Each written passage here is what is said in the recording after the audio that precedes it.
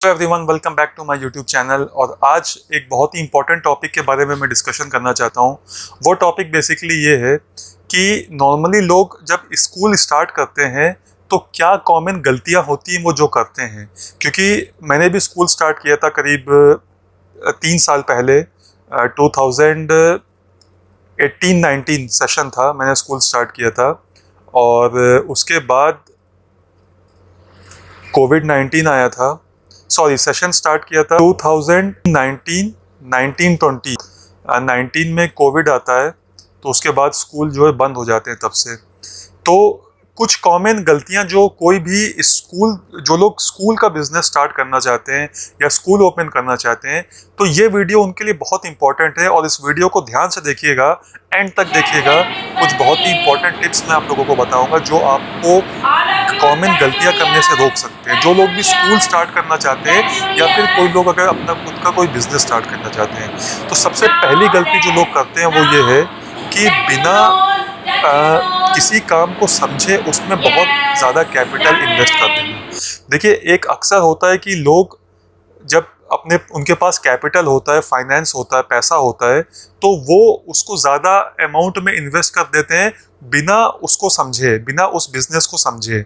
तो ये एक कॉमन गलती होती है जिसको हमें नहीं करना चाहिए। हमेशा आप कोई भी बिजनेस स्टार्ट करें, इवन स्कूल जब आप स्टार्ट करें, तो आप हमेशा मिनिमम अमाउंट से स्टार्ट करें। होता क्या है, अब जैसे मैं एक अपना एग्जांपल देता हूँ, प्रैक्टिकल एग्जांपल। जब हम लोगों ने स्टार्ट किया स्कूल, तो हम लोगों ने बहुत ज़्यादा इन्वेस्ट किया था इंफ्रास्ट्रक्चर में, यानी कि एसी क्लासरूम्स में अच्छा खासा पैसा इन्वेस्ट किया था, फर्नीचर बहुत अच्छा बनवाया था। बट होता क्या है, डाउन द लाइन समझ में आई मुझे ये बात कि ये जो चीज़ें होती हैं, ये इम्पैक्ट तो उनका होता है, अच्छा इम्पैक्ट होता है, पेरेंट्स के ऊपर अच्छा इम्पैक्ट पड़ता है। बट उससे ज़्यादा इम्पोर्टेंट एक चीज़ है कि आप क्वालिटी ऑफ एजुकेशन क्या डिलीवर कर रहे हैं, ये बहुत इंपॉर्टेंट है। अगर आपका एजुकेशन की जो क्वालिटी जो आप स्कूल में दे रहे हैं वो अच्छी नहीं है, तो स्कूल का इंफ्रा चाहे आप जितना अच्छा बनाइए, उससे पेरेंट्स कन्विंस नहीं होंगे। तो सबसे पहला आपको बात याद रखनी है कि आपको बहुत ज़्यादा कैपिटल इन्वेस्ट नहीं करना इनिशियल लेवल पे। दूसरी चीज़, आप सबसे बेस्ट इन्वेस्टमेंट अगर कर सकते हैं स्कूल में, तो वो हमेशा आप करिए अच्छे टीचर्स और अच्छी फैकल्टीज़ को लाने में। क्योंकि टीचर्स ही बच्चों के कांटेक्ट में होते हैं, बच्चों को वही पढ़ाते हैं। तो टीचर्स जो चीज़ बच्चों को सिखा सकते हैं वो फर्नीचर से और जो इंफ्रास्ट्रक्चर है उनसे वो बातें कभी नहीं आएंगी। तो हमेशा अच्छे टीचर्स पे इन्वेस्ट करिए और अच्छे टीचर्स को लेकर के आइए। तीसरी चीज़ जो कॉमन गलतियां लोग करते हैं स्कूल स्टार्ट करने से पहले, और मैंने डाउन द लाइन ये भी रियलाइज़ किया कि मैंने भी इस गलती को किया, कि आप देखेंगे एक चीज़ कि स्कूल जब स्टार्ट होता है तो हमेशा स्कूल को पहले छोटे क्लासेस तक स्टार्ट करना चाहिए। जैसे आप स्कूल प्लान कर रहे हैं तो आप नर्सरी, LKG, UKG ये 3 क्लासेस स्टार्ट करिए, उसके बाद आप एक एक क्लास को बढ़ाइए। क्योंकि होता क्या, जब आप स्कूल नर्सरी से लेकर के 5th तक स्टार्ट करते हैं तो प्रॉब्लम क्या होती है कि आपको हर क्लास के लिए टीचर रखना पड़ेगा और आपके पास स्टूडेंट्स बहुत अच्छे नहीं आएंगे। देखिए, बच्चे आपके पास वही आएंगे, 1st to 5th तक के जो बच्चे आएंगे, मैं उनकी बात कर रहा हूँ, छोटे बच्चों की बात नहीं कर रहा यहाँ पे। जो 1st to 5th तक के बच्चे आएंगे वो ज़्यादातर उन स्कूल से आएंगे जो बच्चे वीक होंगे, जो पढ़ाई में वीक होंगे। दूसरे स्कूल से आएंगे बट वो पढ़ाई में वीक होंगे, और जब वो पढ़ाई में वीक होते हैं तो फिर उनके लिए आपको अलग से टीचर हायर करना पड़ेगा और एक प्रॉपर फैकल्टी उनके लिए होनी चाहिए। तो आपके हमेशा बड़े क्लासेस में, यानी 1st to 5th में बच्चे बहुत कम आएंगे। जैसे हमारे केस में मैंने देखा कि हमारे यहाँ अप्रॉक्सीमेट पहले ही साल अप्रॉक्सीमेट 45-50 के आसपास स्ट्रेंथ थी, बट करीब 26 स्टूडेंट्स हमारे nursery to UKG in 3 classes में थे, यानी कि नर्सरी, LKG और UKG। तो एक चीज़ मैंने रियलाइज़ करी, इसको पेरेटो प्रिंसिपल भी बोलते हैं, कि आपकी 80% of the income 20% of the product से होती है। तो ये बात यहाँ पर भी सही थी कि हम लोग की जो मेजॉरिटी ऑफ द फीस आ रही थी वो उन्हीं 80% बच्चों से आ रही थी जो हमारे 20% क्लासेस में थे। 80% वो बच्चे जो हमारे 20% क्लासेस में थे, यानी कि नर्सरी टू यूकेजी, उनसे हमारी 80% फीस आ रही थी। तो फर्स्ट टू फिफ्थ तक में अलग से स्टाफ रखने के लिए, मतलब अलग से हम लोगों को स्टाफ रखना पड़ रहा था, हमारे स्कूल के मैनेजमेंट को इंक्लूडिंग मी। तो हम लोगों ने अलग से स्टाफ रखा था, उसमें हम लोगों को सैलरी ज़्यादा देनी पड़ रही थी। तो उससे क्या था, डाउन द लाइन जब हम लोग देखते थे जो फाइनेंसेस जो बैलेंस शीट बनती थी, तो उसमें हम देखते थे कि हमारा उन क्लासेस में लॉस हो रहा था। तो ये पॉइंट बड़ा इंपॉर्टेंट है कि स्कूल हमेशा नर्सरी टू यूकेजी ही स्टार्ट करना चाहिए, फिर एक एक साल जो है हम उसको बढ़ा सकते हैं आगे आने वाले ईयर्स के लिए, आगे आने वाले सालों के लिए।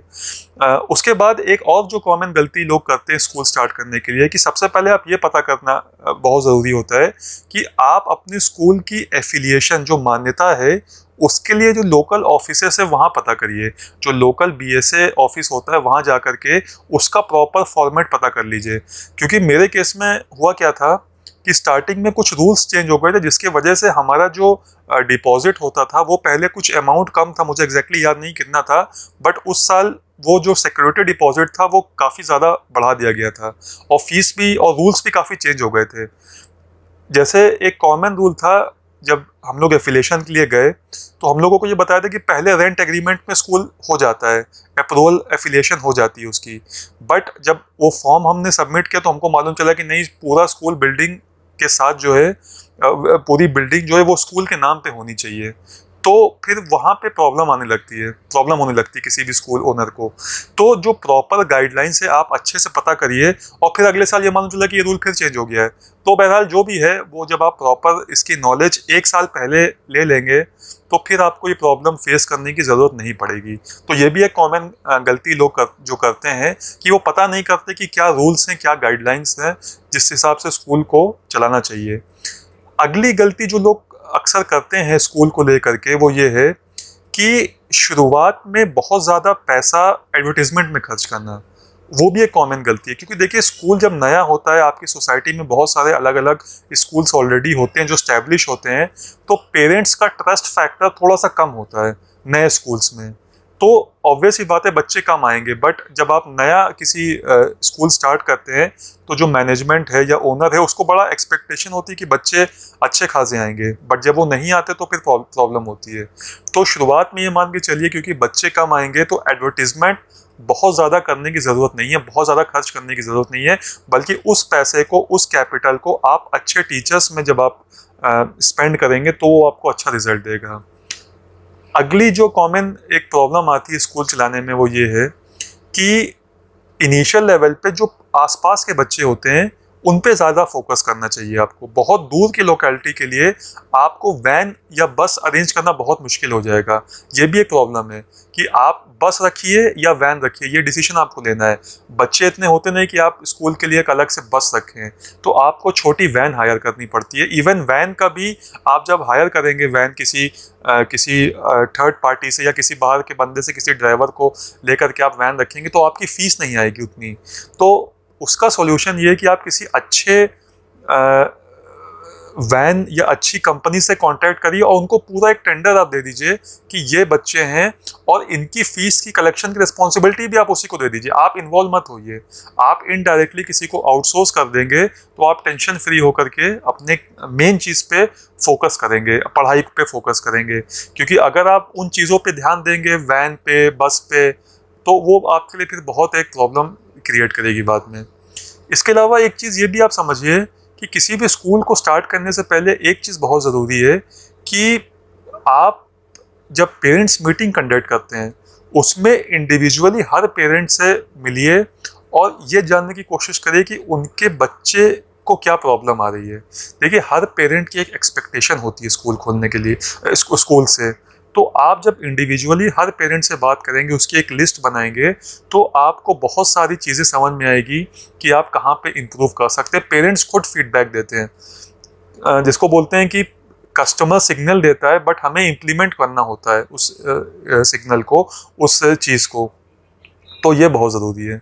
तो ये कुछ कॉमन चीज़ें थी जो मैंने आप लोगों के सामने रखी, और उम्मीद है कि जो लोग भी स्कूल स्टार्ट करना चाहते हैं आगे फ्यूचर में, उनके लिए बेस्ट विशेस मेरी तरफ से। And thank you very much for watching this video. अगर आपको ये वीडियो अच्छा लगा तो इस चैनल को सब्सक्राइब करिएगा, लाइक करिएगा, कमेंट करिएगा और इस वीडियो को शेयर भी करिएगा। Thank you very much for watching this video.